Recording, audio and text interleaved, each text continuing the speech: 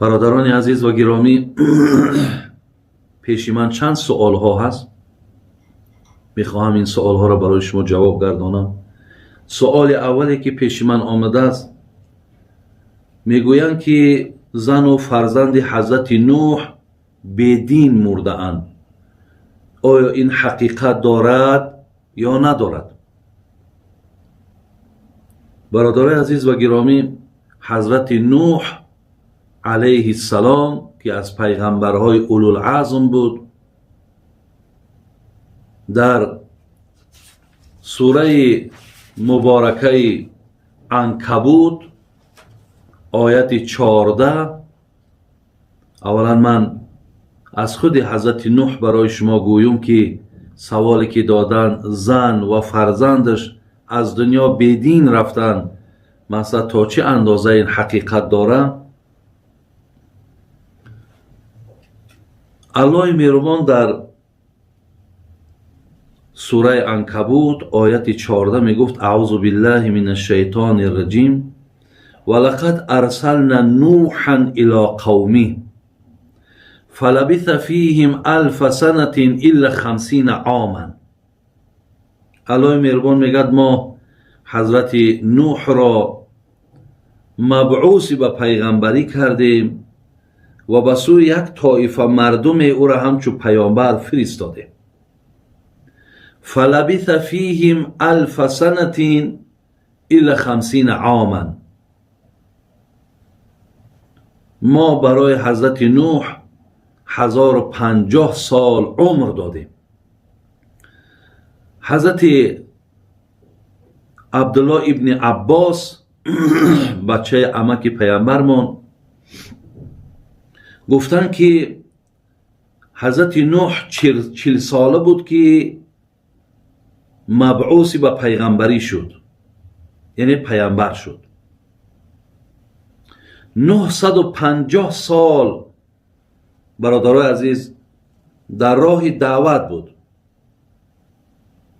در راه دعوت 950 سال. بعد آنی که طوفان شد، آب شد، مقصد آب آمد، تمام زمین و کوه را آب فرا گرفت. بعد آنی که حضرت نوح از این طوفان خلاص شد، 60 سال دیگر باز زندگی کرد. گوییم برادرای عزیز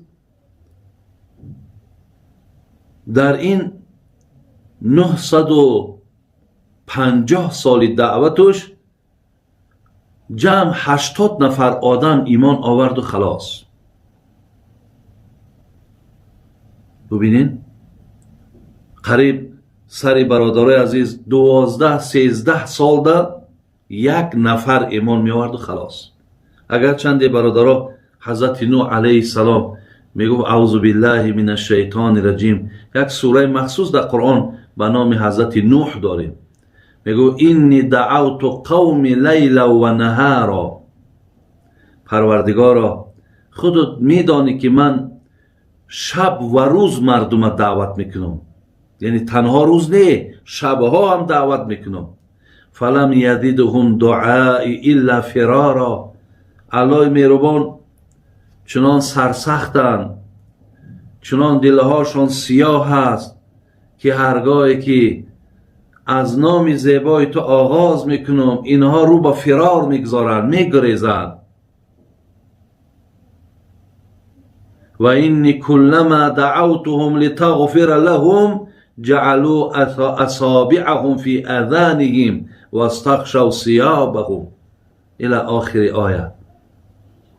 هرگاهی که اینها را من دعوت میکنم میگم ان اعبدوا الله واتقوه و اطیعون، الله را عبادت کنید، الله را اطاعت کنید، از الله بترسید.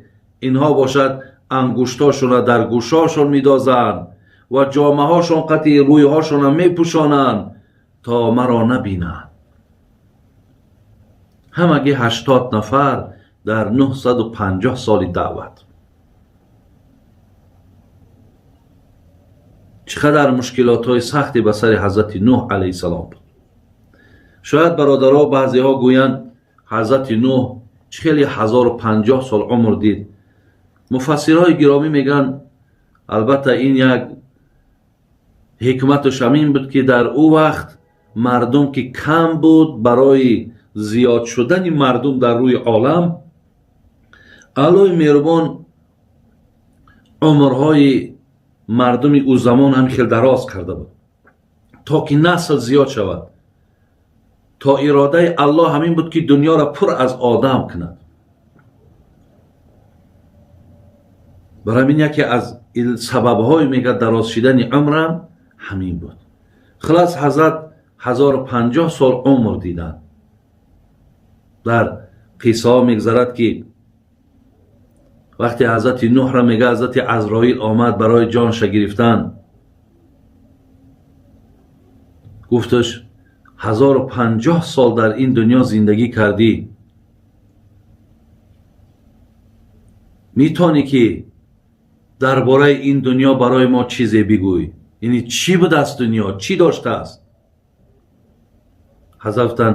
حضرت مولوی میارد جنونی: ندیدم هیچ چیزی را به عالم، نخورده خشک و لب زین پا کشیدم.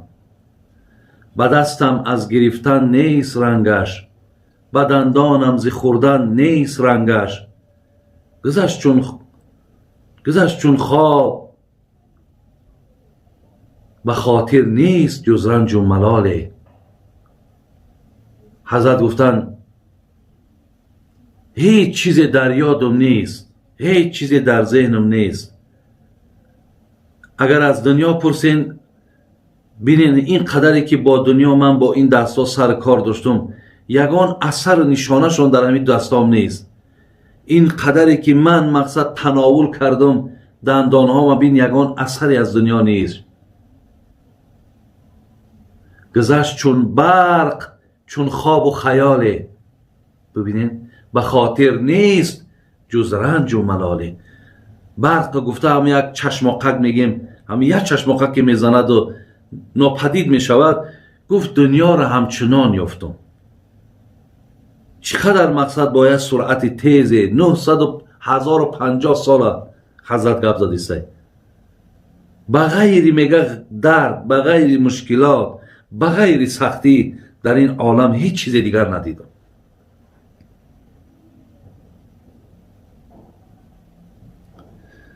این یک تاریخچه خورده در گرد حیات حضرت نوح.